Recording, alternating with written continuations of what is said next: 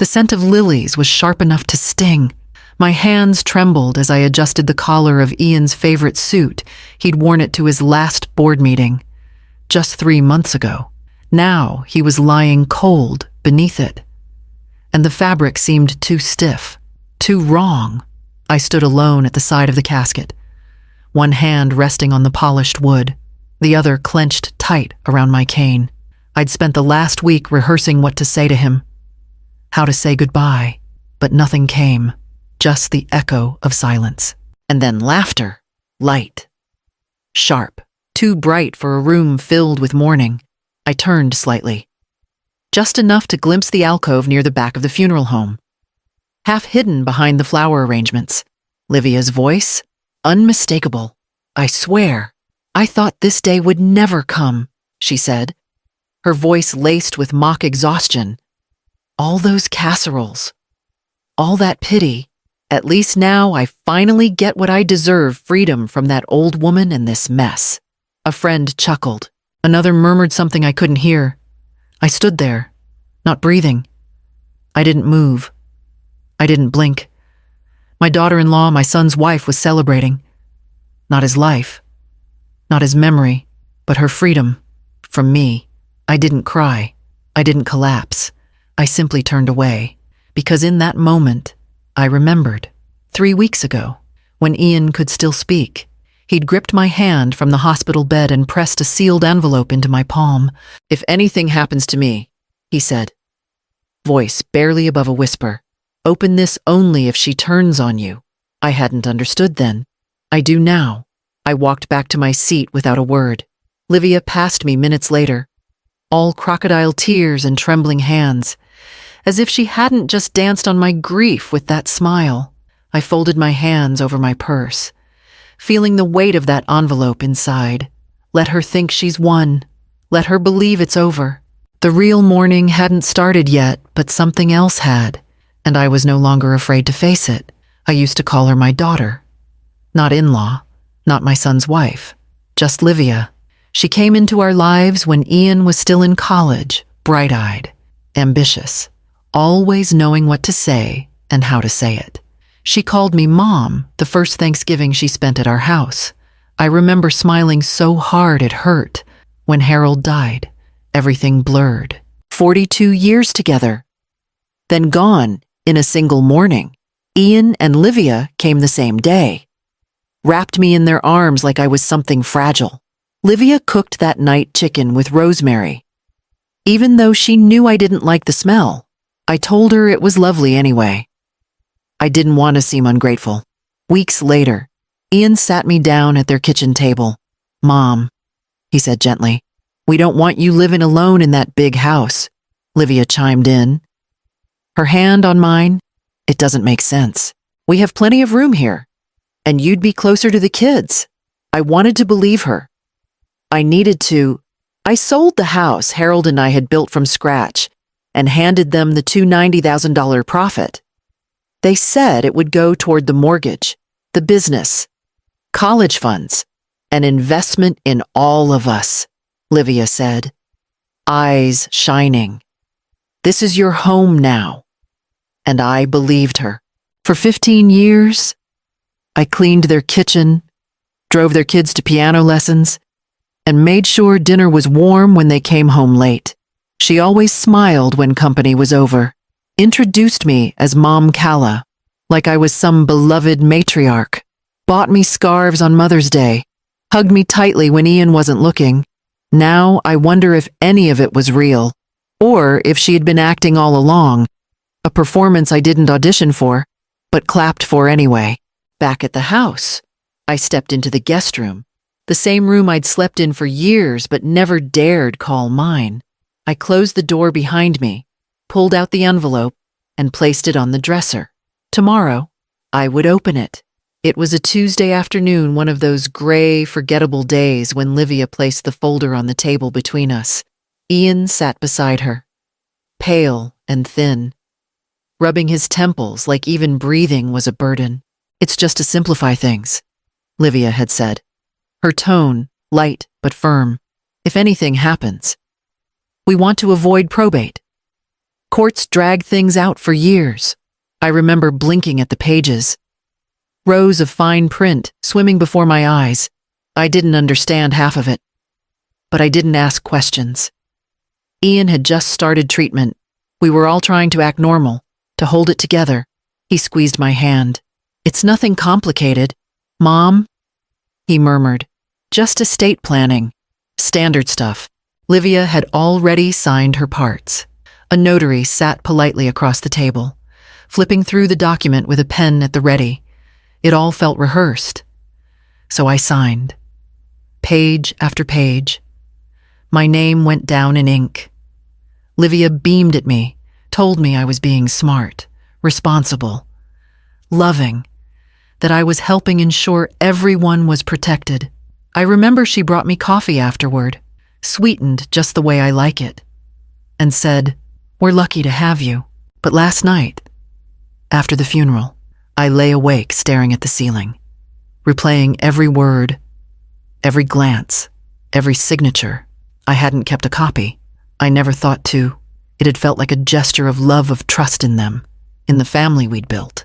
Now I don't know what I signed away. Maybe it was nothing. Or maybe I handed her the very power she now believes she holds over me. I sat at the edge of the bed and looked across the room at the envelope on the dresser. I'd waited long enough. The doubt was growing too loud to ignore. I picked it up, slid my finger beneath the flap, and opened it. The paper felt heavier than it should have. My hands shook as I unfolded the letter, careful not to tear the edges. Inside were three things: a notarized document, a USB drive, and a small yellow sticky note, written in Ian's unmistakable scrawl. "Mom, I know Livia's been hiding things. This is to protect you. If anything happens to me, give this to Mr. Bradham. Love you always." I read it twice, then again. There was no emotion in the typed letter, just legal language confirming what Ian had put in place.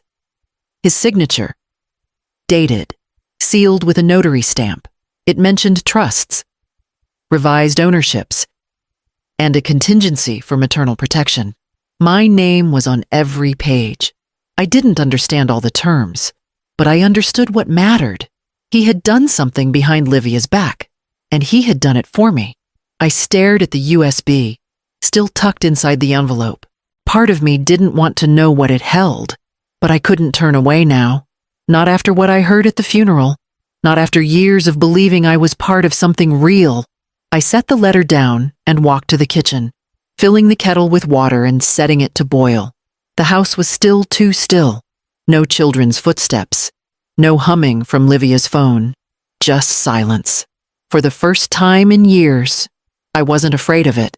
I brewed my coffee strong and black, letting the warmth settle in my hands.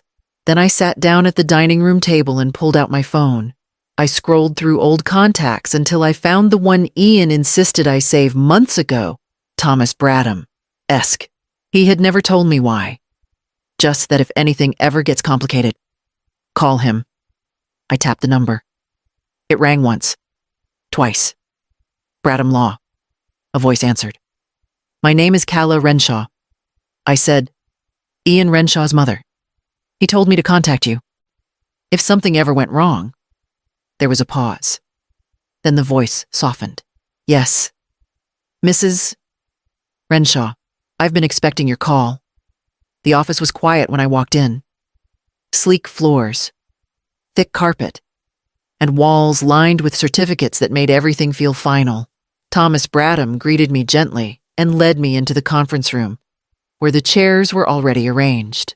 I took a seat at the far end of the table, hands folded over my cane, heart steady. Livia arrived 10 minutes late, trailing a cloud of perfume and wrapped in a tailored black suit. Her sunglasses stayed on as she hugged the assistant at the door and offered a sad smile. She was playing the role well. When she finally sat, she glanced at me just once, then looked away. Mr. Bradham cleared his throat and opened the folder. "Thank you both for coming. Per Ian's instructions, I'll now read the amended will he signed 6 weeks before his passing." Livia straightened, her lips parted slightly. "Waiting. First," he said, regarding the primary residence at 172 Orchard Lane. Per Ian's directive, the property is placed into a living trust. Calla Renshaw is granted lifetime residence with full legal protections. No one may remove her under any condition. Upon her passing, the home transfers equally to Ethan and Lily Renshaw. Livia flinched. Bradham continued, his voice calm and firm. Second, all business shares in Renshaw Solutions are placed in a separate trust, to be held by Ethan and Lily under trustee guidance until age 25. Livia blinked rapidly. Her fingers tapped the table. And third, he said, Livia Renshaw is entitled to a monthly stipend of $3,000 from Ian's retirement accounts. This will continue for 5 years or until she remarries, whichever comes first. I watched as the color drained from her face. Gone was the polished confidence. What remained was disbelief. That's it, she asked, her voice thin. Bradham nodded. Per Ian's wishes? Yes. She looked at me then. Not with sorrow, with hatred, but I didn't flinch. I sat straighter. Ian had done this. He'd made sure she couldn't touch me, or the legacy meant for his children. And as the silence stretched between us, I knew this wasn't over. Livia stood so fast her chair tipped backward. The sharp crack of wood on tile echoed through the room. But she didn't flinch. This is a joke, she snapped. Ian wasn't in his right mind when he signed any of that. He was on pain meds. He barely knew what day it was. Bradham didn't even blink.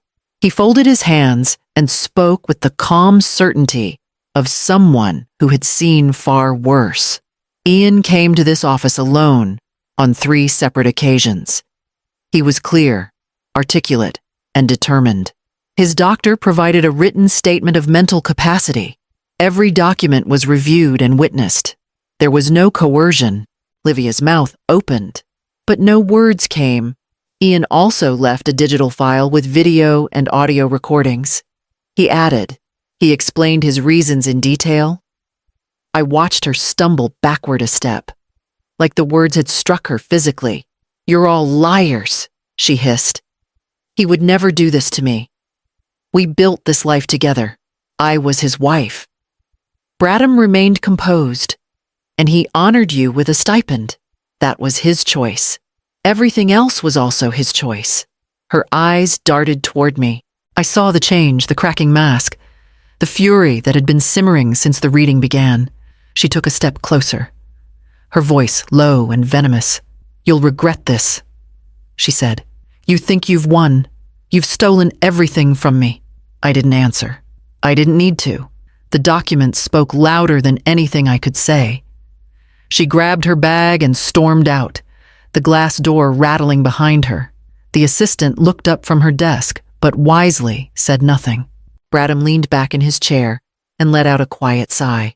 Well, he said, that went as expected. I stayed seated for a moment, gathering my breath. My legs felt heavy, but my chest lighter than it had in weeks. She's going to fight, I said. Bradham nodded. Let her. Ian prepared for that too. We met in Bradham's office the next morning. He inserted the USB into his desktop computer without a word. Just a glance toward me to make sure I was ready. I nodded. Though my hands were clenched so tightly in my lap, I could feel the nails pressing into skin. The first folder was labeled Fraud. Inside were spreadsheets, bank statements, transfers, credit card records.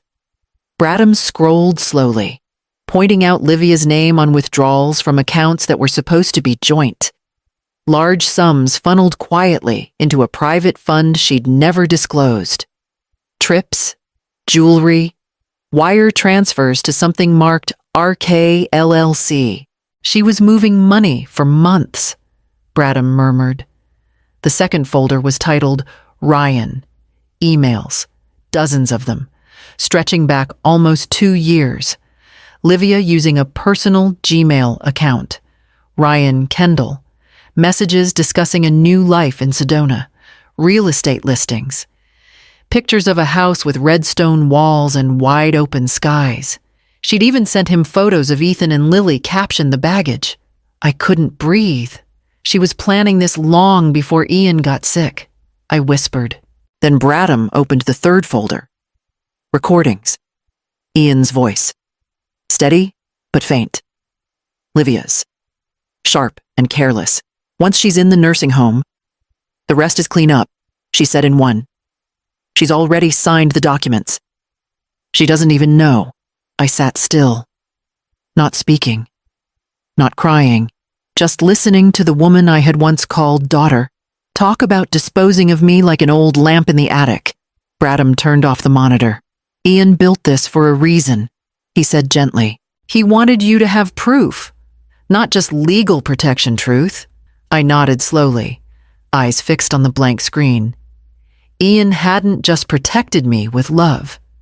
He'd protected me with strategy, with evidence, with a plan. And in doing so, he'd left me something I hadn't expected to feel again. Power. That night, I took the USB home and locked it in my file box, right beneath the deed, because I knew exactly what was coming next. The courtroom was smaller than I expected. No grand wood paneling, no soaring ceilings, just rows of chairs, a bench, and the quiet hum of lives being judged. Livia sat across from me in a tailored gray dress, her hair pinned, her expression calculated. Her attorney, Mr. Douglas, was as polished as they come. Lean, loud, and confident. He opened with charm and ended with venom. Mrs. Renshaw, he said, standing too close to where I sat. Have you ever been diagnosed with memory loss, dementia, paranoia? No, I replied, my voice even. He smiled tightly. And yet, you claim not to have understood the documents you signed 3 years ago. I trusted my son. I said, I didn't need to understand the fine print. His smirk twitched. So you're admitting to not understanding. I'm admitting to trusting my family. I cut in. That used to be enough. Marion, seated beside me, placed her hand gently on my elbow. She stood. Your Honor, she said. Calm and steady.